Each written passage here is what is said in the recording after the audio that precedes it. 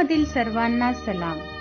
आमच्या तारणाऱ्या जिवंत आणि गौरवी प्रभू येशू ख्रिस्ताच्या नावात विश्ववाणी परिवाराकडून आम्ही मार्गाकरिता प्रकाश कार्यक्रमात आपले सहर्ष स्वागत करीत आहोत.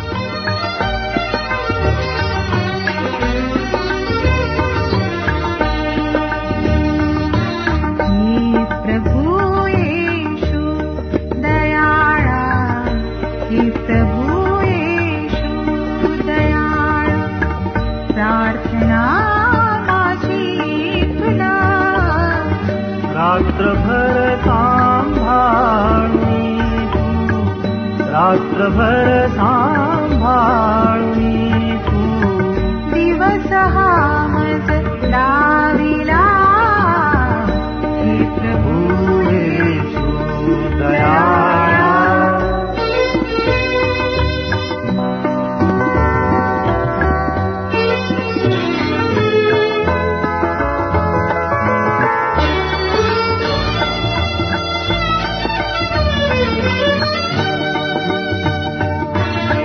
झोपतो तेव्हा उजाला, तूच जागत राहतो. झोपतो तेव्हा उजाला, तूच जागत राहतो.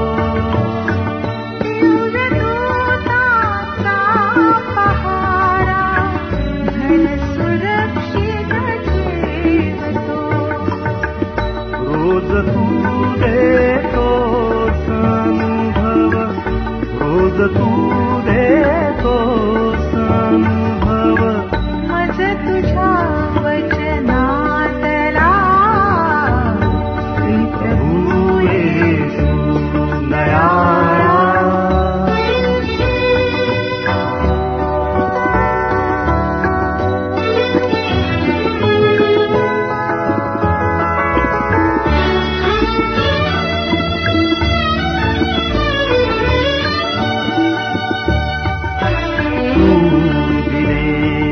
आरोग्य मजला तू दिले, आरोग्य मजला, अर्थ दिधला जीवना.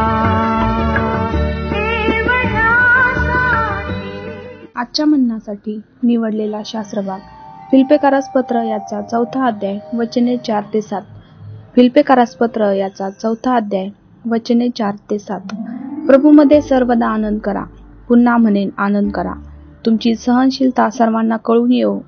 प्रभू समीप आहे. कशाविषयी चिंताक्रांत होऊ नका, तर सर्व गोष्टीविषयी प्रार्थना व विनंती करून आभार प्रदर्शनासह आपली मागणी देवाला कळवा. म्हणजे सर्व बुद्धी सामर्थ्याच्या पलीकडे असलेली देवाने दिलेली शांती तुमची अंतःकरणे व तुमचा विचार ख्रिस्त येशूच्या ठायी राखील. देवा वाचलेले वचन आपणा सर्वांसाठी आशीर्वादित करो. प्रियांनो, सर्वांना ख्रिस्तास सलाम. जो शास्त्रभाग आपण आताच वाचला, यामध्ये पत्राचा लेखक संत पौल म्हणतो, प्रभूमध्ये सर्वदा आनंद करा. पौलाने फिलिप्पियरांना लिहिलेल्या पत्राचा मुख्य विषय आहे आनंद. हा आपल्या आध्यात्मिक तारण आणि येशू ख्रिस्तासोबतचे वैयक्तिक नातेसंबंध ह्याचा मध्यवर्ती भाग आहे. प्रियांनो, ज्या अर्थी आम्ही ख्रिस्ताचा स्वीकार केला, त्याचबरोबर आम्ही सर्व जुन्या गोष्टी सोडल्या आहेत. आता आम्हाला तारण आणि नवीन आशा प्राप्त झाली आहे. जीवनात संकटे येतील, परंतु ती संकटे सार्वकालिक नसणार. त्या संकटाचा एक दिवस अंत होणार. ज्यावेळेस कठीण प्रसंग आमच्या जीवनामध्ये येतात, त्या सर्व प्रसंगी आम्ही जर विश्वासाने प्रियांनो स्थिर असे उभे राहू व ख्रिस्ताने सांगितलेल्या वचनावर विश्वास ठेवू, तर प्रियांनो आम्ही पाहतो खऱ्या अर्थाने आम्ही तारले जाणार आहोत. प्रभू येशू ख्रिस्त स्वतः मत्तय 11:28 मध्ये म्हणतो, अहो कष्टी व भाराक्रांत जन हो, तुम्ही सर्वजण मजकडे या, म्हणजे मी तुम्हाला विसावा देईन.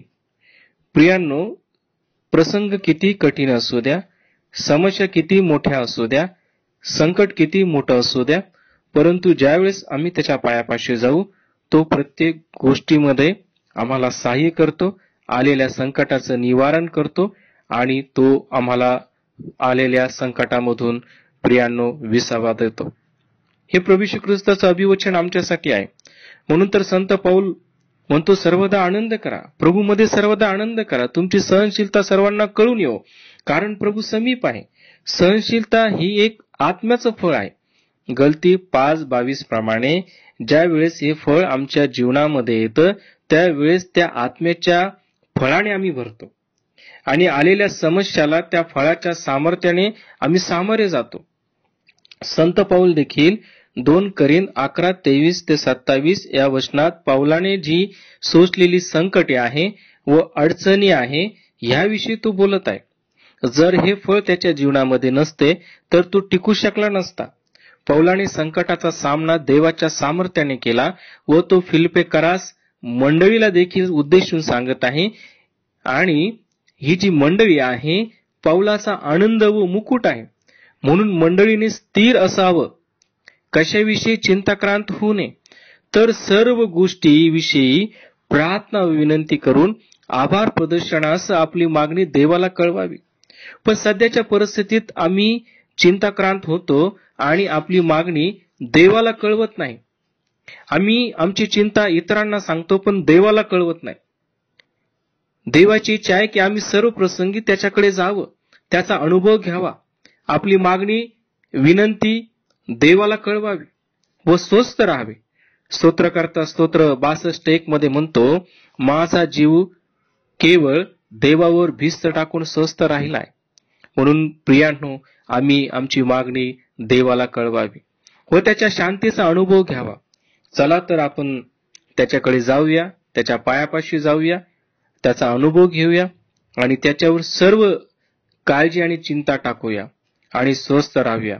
दैबाप या वचनाच्या द्वारे आपणास आशीर्वाद देव. या आपण प्रार्थना करूया.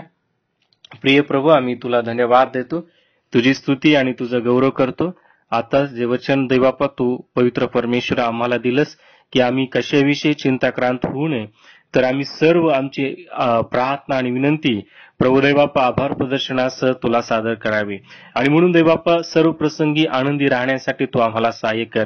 सर्व प्रसंगी प्रार्थना विनंती दैबापा तुला सादर करण्यासाठी प्रभू दैबापा तू आम्हाला सहाय्य कर. आणि प्रिय बापा, तुझ्या नावाचं गौरव करून घे. जे कठीण परिस्थितीत असतील, अडचणीत असतील, प्रभू दैबापा हे वचन आज त्यांच्या जीवनाकरता आशीर्वादाचं कारण बनावं असं दैवा तुझ्या दयेने आणि कृपेनं कर. सर्व गौरव आणि महिमा तुला देतो आणि येशूच्या नावामध्ये ही लहास विनंती करतो म्हणून तो ऐक. आमेन.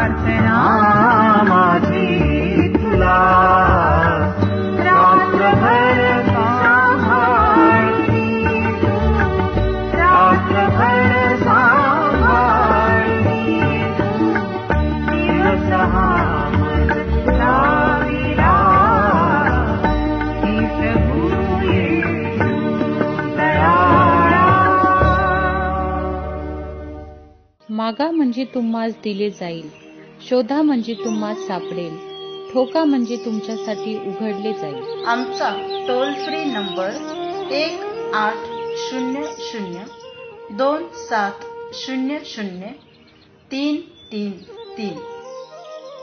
आम्ही आपणासाठी या नंबरवर प्रार्थना करण्यास उपलब्ध आहोत. धन्यवाद.